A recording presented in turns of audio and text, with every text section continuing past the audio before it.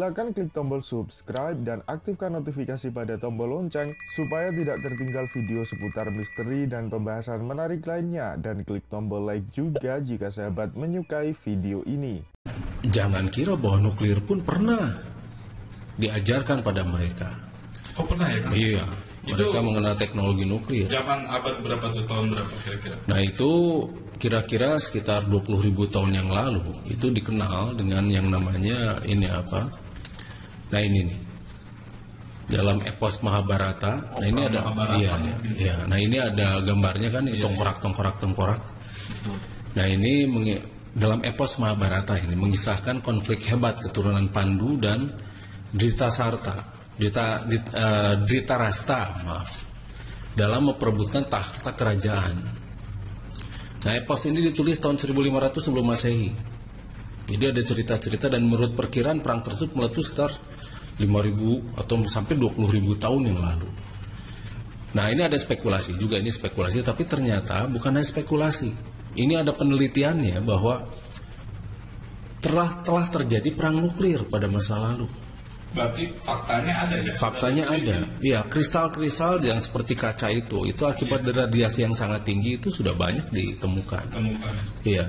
Dan ini ada di sekitar Kurukshetra, di Mohenjo-daro gitu kan. Iya, nah ini salah satu Seven Resistance City. Nah ini di Mohenjo-daro juga itu sudah terbukti ada. Jadi ternyata ini ketika menggunakan wimananya itu, ternyata ujungnya itu ada ledakan yang sangat luar biasa. Nah, ini buktinya batu-batu besar pada runtuhan dekatan. Jadi mereka melekat, hangus batu itu, hangus oleh perang nuklir tadi. Iya, oleh panas yang tingkat tinggi kan, panas yang sangat tinggi. Nah ini ada lagi di dalam hutan primitif di pedalaman India, orang-orang juga menemukan lebih banyak reruntuhan batu hangus. Tembok kota yang runtuh, dikristalisasi, licin seperti kaca. Lapisan luar perabot rumah tangga terbuat dari batuan di dalamnya juga telah dikacalisasi di sini tuh. Selain di India, di Babylon, kuno, Gurun Sahara, Gurun Gobi, Mongolia juga ditemukan reruntuhan perang nuklir prasejarah.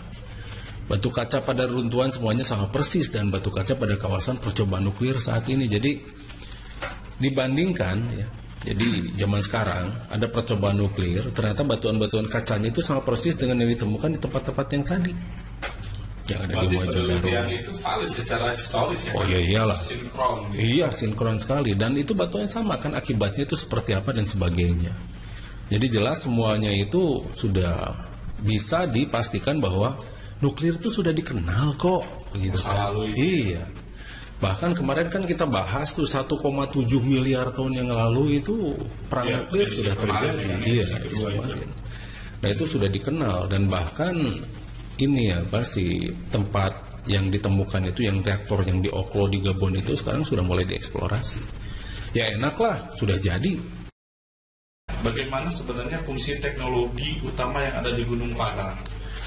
Nah, itu kan buatan masa lalu ya? Iya, buatan masa lalu, jelas masa lalu yang modern ya. Itu buatan masa lalu yang sangat modern. Jadi itu di Gedung Padang, saya tidak menyebut gunung karena itu bangunan, makanya saya menyebutnya itu Gedung Padang. Nah itu di Gedung Padang itu di dalamnya itu ada semacam parabola. Kemarin ketika di tomografi itu terlihat parabolanya, dan ada ruangan di atas parabolanya. Nah itu sebetulnya fungsinya awalnya itu adalah sebagai untuk perhitungan kalender origom. Kalender origom itu adalah perhitungan kalender galaksi yang konon katanya dari suku Maya. Padahal ini bukan, origom itu bukan dari suku Maya, tapi dari kita. Makanya lihat tuh orang-orang Mayan, orang-orang Brazil, orang-orang Meksiko. Kalau misalnya dilihat dari wujudnya itu tidak ada bedanya dengan orang-orang kita.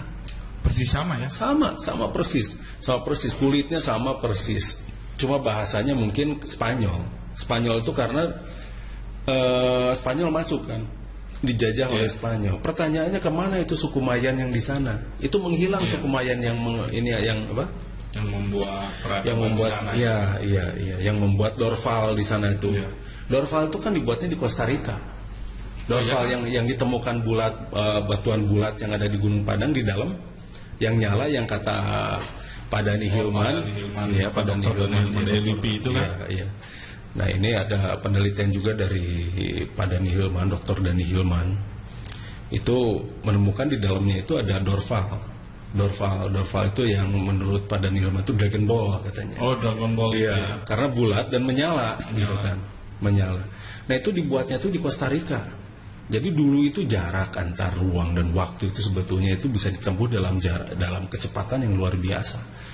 Nah Wimana itu kecepatan itu jauh lebih cepat daripada pesawat sekarang, gitu kan.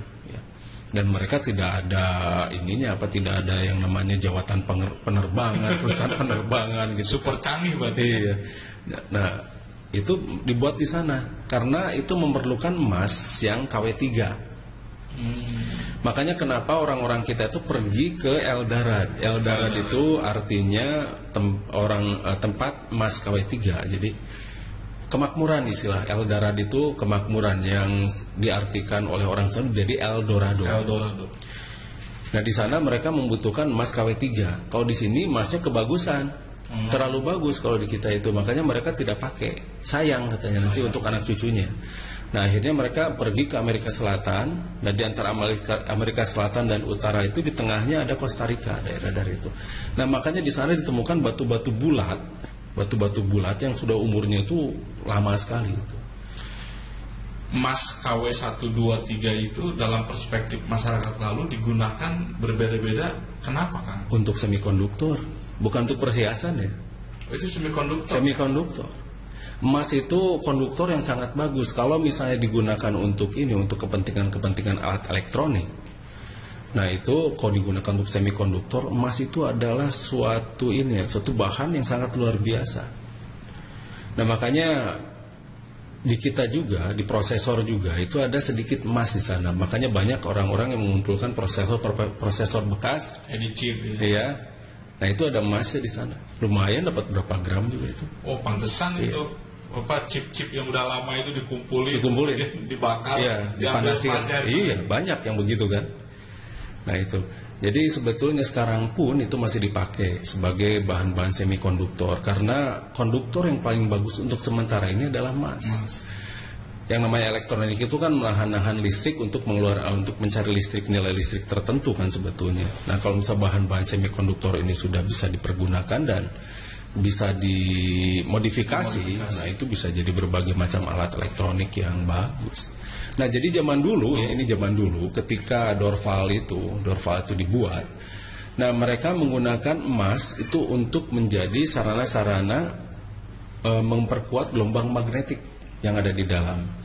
Ketika suatu benda ingin mengeluarkan listrik, kalau sekarang kan ini kumparan ya, kumparan magnet, kalau kumparan diputarkan itu menghasilkan listrik.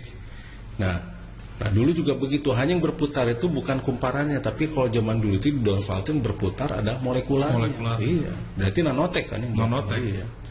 Nah, di sana tapi sisa-sisa dorval itu masih banyak di sana, makanya banyak sekali batuan-batuan bulat yang sempurna di Costa Rica itu. Oh, itu dalamnya itu sebenarnya molekul-molekul yang nanti disuntikan. Aktif, ya? Itu masih kosong. Itu masih casing. Yang di sana tuh banyak casing. Nah, mereka buat casing di sana. Nanti tetap diproduksi untuk itunya, untuk apa? Untuk memasukkan teknologinya itu di sini. Iya. Di sana cuma pabrik casing lah kasarnya, karoseri. Karoseri. Kalau di kita mah karoserinya. Oh. Makanya di sana ketika ada diperiksa anomali magnetiknya, betul. Itu di sana anomali magnetiknya juga tinggi. Anomali magnetik di daerah di Gunung Padang itu. Gunung Padang itu. Iya, tinggi. Dan kita kan sudah jalan-jalan kemana-mana di tempat yang ada dorval, dan itu bisa terlihat kan di kompas itu terganggu. Makanya di gunung-gunung yang sering orang itu hilang, pasti kompasnya itu terganggu. Itu banyak yang sering ini Kang, iya. Nyasar, kadang muter-muter di situ. Iya. Nah, orang sering menyangka bahwa itu mistik gitu. Padahal di sana tuh ada dorval. Oh, berarti ada teknologi. Ya? Ada teknologi, dan itu teknologi ancient, teknologi kuno, luhur yang sangat tinggi. Dan bahkan itu juga bisa jatuh yang namanya pesawat juga. Kalau misalnya pesawat itu ya mengeluarkan gelombang radar. Kang, dorval sendiri itu memang sifatnya itu, energinya itu dari Clustonic juga. Iya, jadi prinsipnya mirip Clustonic, dan tapi memang itu kita katakan Clustonic saja karena itu kan si gumpalan energinya itu belum bisa dibuat pada zaman sekarang. Berarti sampai sekarang masih stabil itu energi? Masih stabil, apalagi waktu itu kita reparasi. Oh iya. Nah, jadi si Dorval ini masih mengeluarkan hologram. Makanya kenapa di gunung-gunung betul. tiba-tiba orang itu melihat makhluk besar sekali gitu kan. Tiba-tiba melihat semacam kota semacam begitu. Nah, itu belum tentu bahwa itu dimensi jin, belum tentu. Iya. Bisa saja itu karena holografik dari Dorval. Tapi bisa juga bahwa itu kota dari makhluk-makhluk dimensi astral. Contohnya makhluk-makhluk dari kota-kota makhluk api. Tapi ada juga makhluk yang di dimensi transisi.